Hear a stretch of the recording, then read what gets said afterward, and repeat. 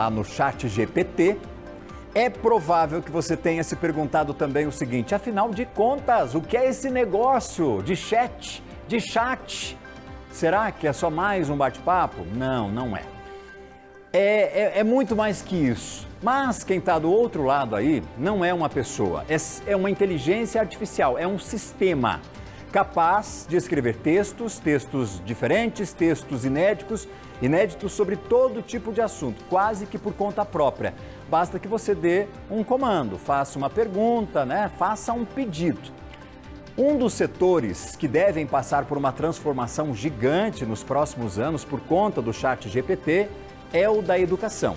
Na reportagem que você vai ver agora, nós vamos tentar explicar para você o que é o ChatGPT e que impacto ele tem ou terá na nossa educação.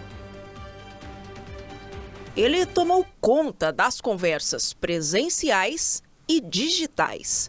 O ChatGPT foi lançado em novembro de 2022. Em 2 meses, já tinha mais de 100 milhões de usuários em todo o mundo. Mas, afinal de contas, o que é essa tecnologia que está dando o que falar?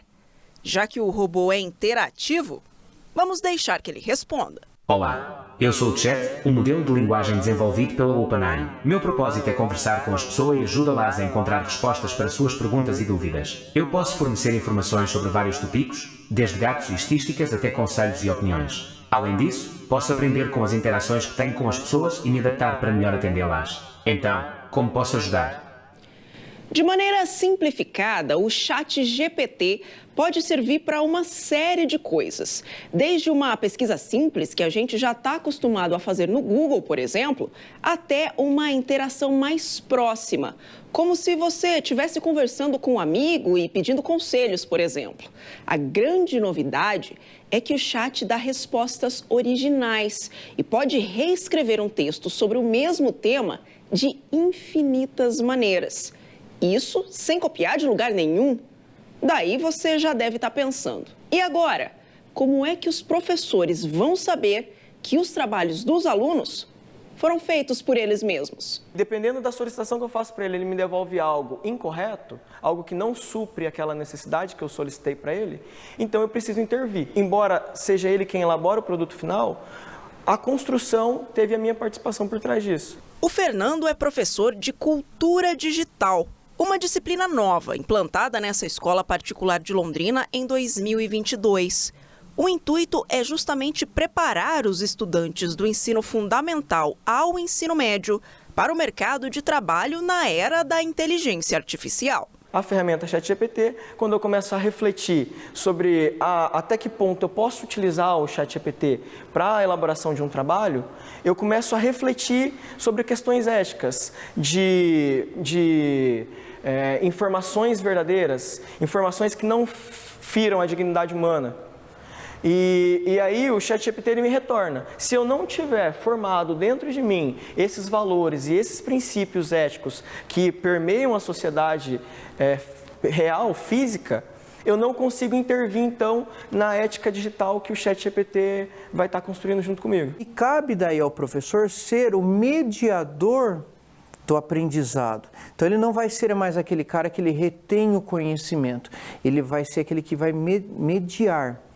E essa mediação vai fazer com que o aluno ele crie situações de criticidade. Então ele não vai simplesmente pesquisar, ele vai procurar entender o porquê daquele aprendizado. Imagina há 30 anos atrás, quando a gente tinha uma máquina para datilografar alguma coisa. Então, quer dizer, a evolução dos instrumentos faz com que a gente tenha que evoluir como ser humano e que a gente possa ser cada dia mais um ser humano melhor. Apesar de tanto otimismo, eu confesso que fico com um pezinho atrás. Resolvo provocar o chat. ChatGPT, você irá substituir a criatividade humana? Ele demorou, escreveu um texto e, em resumo, disse que não, que a criatividade humana é incapaz de ser substituída. O que o senhor acha? Eu também acho que não, apesar que ele vai fazer de tudo para, em alguns momentos, gerar situações que possam ser observados como eureka, nossa, como ninguém tinha pensado nisso antes. Porém, A partir desse novo produto apresentado, nós vamos ter um ser humano que vai poder trabalhar em cima de novas ideias, novos cenários e que vai fazer algo que ninguém pode fazer além do que o ser humano. Eu elaborei parte da minha prova usando o ChatGPT. E aí os alunos até me questionaram, falaram assim, professor, mas você não tem medo? Eu perguntei, medo do quê? Eles, de você ser substituído. Eu falei, não, porque eu estou usando a inteligência artificial ao meu favor. Então, para eu saber o que eu vou solicitar para ele, eu preciso ter o conhecimento por trás. E para eu saber analisar o que ele me devolveu, eu também preciso ter o conhecimento por trás. A tecnologia está tão avançada e ela traz tantas coisas boas para nós que eu acho que dentro dessa reportagem aí, uma das perguntas que inclusive o especialista tentou responder é: que impacto isso tem, né, no mercado de trabalho, na nossa educação? Será que a gente, nós profissionais, humanos, com empatia, corremos o risco de perder espaço para essa santa tecnologia aí? A gente vai ampliar esse caso, nós vamos ampliar esse assunto porque ele merece destaque aqui no nosso Balanço Geral e ao vivo. Vou conversar com a dona Bruna. Nós convidamos um especialista para bater um papo aqui com a gente, para falar, óbvio, né, diante dessa reportagem aí com as preocupações, o impacto que essa inteligência artificial tem na educação, mas a gente consegue ampliar. Primeira pergunta que eu gostaria que você transmitisse ao nosso entrevistado, ao especialista é: existe a possibilidade de nós, profissionais, humanos, né, com todas as falhas possíveis, assim como a tal da inteligência artificial, corremos algum risco, Bruninha? Pois é, eu estava aqui pensando, Valdinei, quando a gente assiste série, filme, a gente pensa, isso é coisa do futuro, né? Não, o futuro já chegou. E eu já vou transmitir aqui a tua pergunta para o professor Clóvis, é um pesquisador da área. Professor, é o medo de todo mundo, né? Ser substituído aí por máquina, por robô. E aí, professor, pode acontecer isso? O que você pode nos explicar? Boa tarde. Boa tarde. É um medo que a gente também tinha com outras tecnologias, né? Com a televisão, com o celular, com mídias sociais, mas não, né? Isso não é um presente, algo que vai acontecer agora. Na verdade, a gente verifica uma modificação nas competências que esses profissionais têm que ter, cada vez mais antenados ali com a cultura digital, com a relação com essa inteligência artificial, como já acontece, por exemplo, quando a gente vai pedir crédito no banco, a inteligência artificial já está ali. Quando a gente dá o CPF na farmácia, ele indica algum produto, a inteligência artificial já está ali. O que a gente vê agora é essa inteligência artificial cada vez mais conectada com a gente no mercado de trabalho e a gente precisando trabalhar integrado a ela. Então, nossa capacidade de análise humana é importante para a tomada de decisão ainda. Quando a gente pensa, por exemplo, nas crianças, né, o uso assim demasiado da ferramenta pode trazer prejuízos, digamos assim, ou o professor enxerga mais benefícios?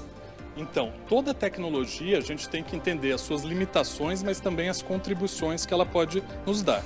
No caso da educação, a gente vê ali que a criança, com o passar do tempo, ela vai ser integrada a essa tecnologia, ela já está no nosso mundo, como o celular, como outras tecnologias que a gente tinha. Então, proibir, né, a gente acredita que não é o melhor caminho. O que a gente utiliza? A forma crítica de trabalhar com essa tecnologia. Então, entender como ela funciona, que é um robô ali que está te dando respostas a partir de várias referências que a gente tem na internet e aprofundar essas pesquisas. Então, a partir dessa resposta, será que essa ferramenta é isenta de erro? A gente acredita que não. Então, aprofundar essa pesquisa também é importante. Desde o ensino fundamental, a gente já trabalha com isso, né, na base comum nacional curricular, desde o ensino fundamental com a cultura digital. Isso não é diferente com novas tecnologias que venham a surgir. Professor, esses dias eu estava lendo uma notícia até que foi feita uma prova da OAB, né? A ferramenta foi utilizada para responder uma prova da Ordem dos Advogados do Brasil que gerou uma certa polêmica. Na prática, né? Como que a gente vai ver essa ferramenta mesmo no dia a dia que já está em funcionamento, né? Às vezes a pessoa que está em casa, mas isso aí é distante da minha realidade. Não, pode fazer parte da realidade de todos nós. Pode, né? Assim como a gente viu com os buscadores da internet, que a gente ali, né, digitava alguma coisa, via uma resposta rápida com os links de referência, o ChatGPT também vai te dar essa possibilidade. Só que agora ele constrói, ele cria textos, né, a partir disso. Ele pode trazer as referências, se a gente quiser, tem uma opção para isso, ou não. Então a gente tem que tomar esse cuidado para não entender que a tecnologia é só prejudicial. A gente já cria outras ferramentas hoje capazes de identificar se aquele texto é criado por um computador, é criado por uma inteligência artificial ou por inteligência humana. Mas sim, a gente tem que ficar atento quais são as possibilidades e quais são as limitações dessa tecnologia. O professor já está usando aqui na faculdade? Agora eu já começo a usar nas minhas aulas aqui na Uninter e a gente consegue também trabalhar de outras formas com isso, né? A gente consegue também ser um campo inicial para pesquisa, mas também buscar referências novas que talvez eu não esteja tão atualizado. Então muda a metodologia de ensino. A gente tem que pensar nesse sentido, novas lógicas para novos tempos que a gente tem na educação também. Muito obrigada pelas informações, professor Clóvis. Assusta um pouquinho, né, Valdinei? Mas como assustava também o celular, a internet, há um bom tempo. Então agora é aprender a conviver com essa tecnologia e que ela tenha benefícios, que ela traga benefícios para todos nós. Quando lançaram, né, o rádio, o jornal impresso sentiu o mesmo medo. Quando lançaram a TV, o medo do rádio foi o mesmo e assim por diante. Hoje a gente tem a internet, tudo conectado à internet. Essa é mais uma ferramenta que tem que ser utilizada para facilitar e melhorar o nosso dia a dia. Se usada aí com consciência, né, Bruna? Faz um bem danado. Obrigado, tá, pelas informações. É isso, se você sentiu tentado, lá no nosso site tem mais informações sobre o ChatGPT. Ó, desde o começo da semana, nós estamos aqui chamando você a acompanhar uma